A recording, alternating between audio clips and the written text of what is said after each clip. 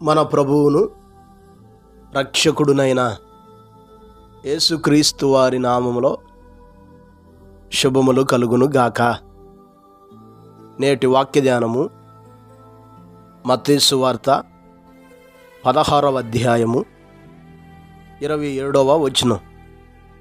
మనుష్య కుమారుడు తన తండ్రి మహిమగలవాడై తన దూతలతో కూడా రాబోచున్నాడు.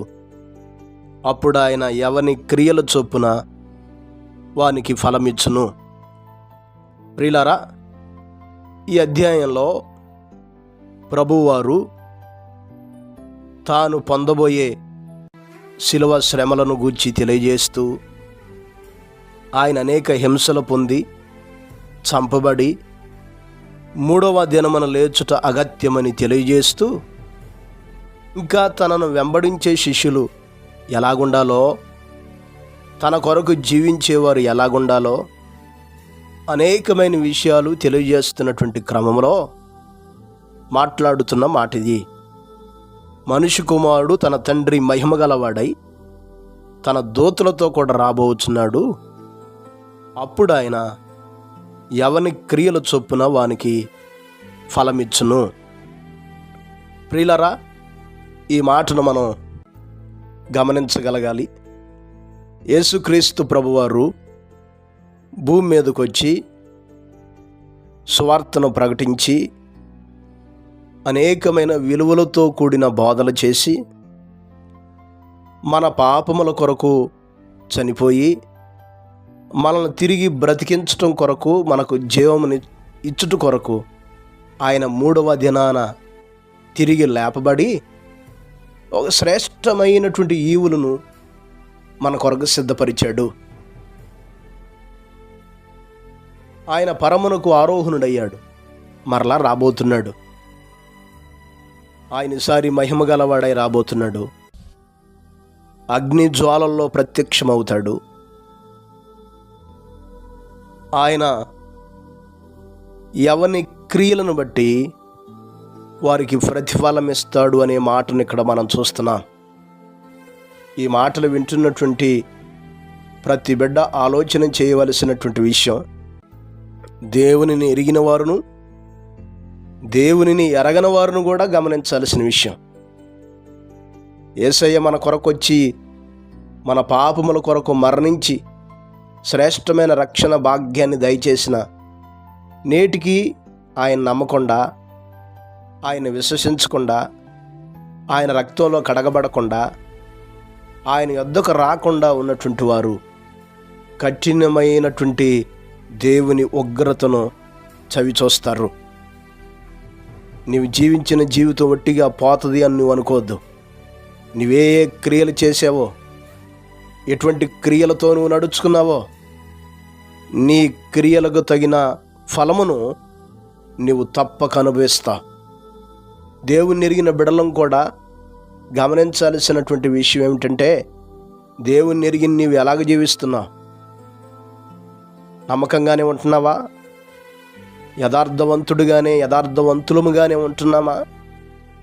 నమ్మి విశ్వసించి మరలా ఒకవేళ మునుపటి పాత జీవితంలోనికి పడిపోతున్నావా? జాగ్రత్త. నీ క్రియలకు తగిన ఫలము దేవుడు సిద్ధపరిచాడు అనే సంగతి మనం మర్చిపోకూడదు. రోమీయులకు రాసిన పత్రిక 2వ అధ్యాయం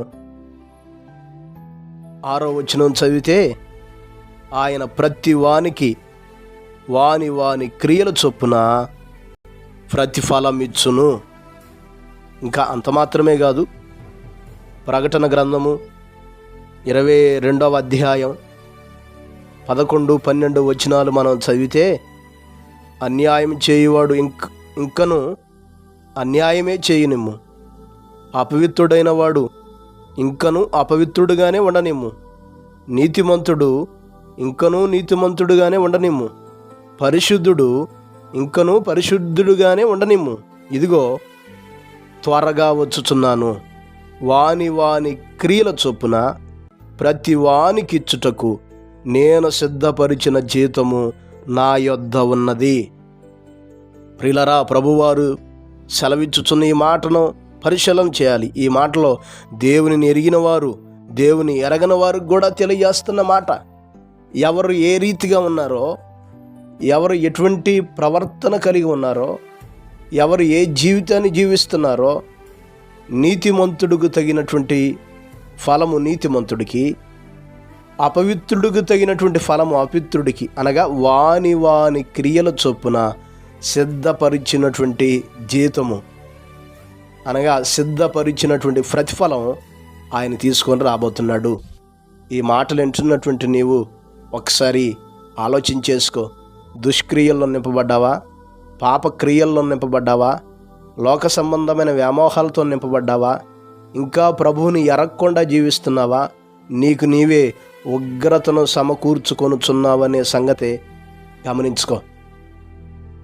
కాబట్టి నీ క్రియలకు తగిన ఫలము నీవు అనుభవిస్తున్న సమయంలో భయంకరమైన ఉగ్రతను, శిక్షను అనుభవిస్తావు. ఆ దినాన నిన్ను కాపాడగలిగేవాడు, నిన్ను రక్షించగలిగేవాడు కూడా ఎవనో లేడు.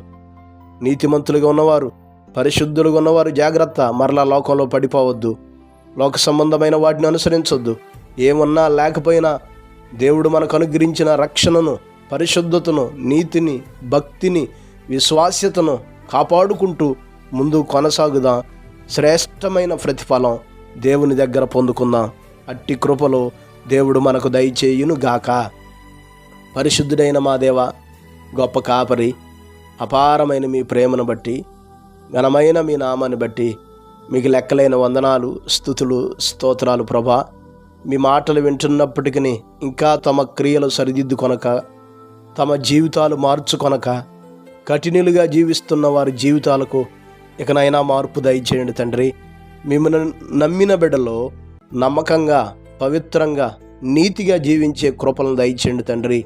మీరు ఏ స్థితినిచ్చారో ఆ స్థితిని కోల్పోక మీ మార్గములో మిమ్మల్ని అనుసరించగలిగిన భాగ్యం మా ప్రియులైన బిడ్డలందరికీ దయచేయండి స్వామి. మీకు స్తోత్రాలు.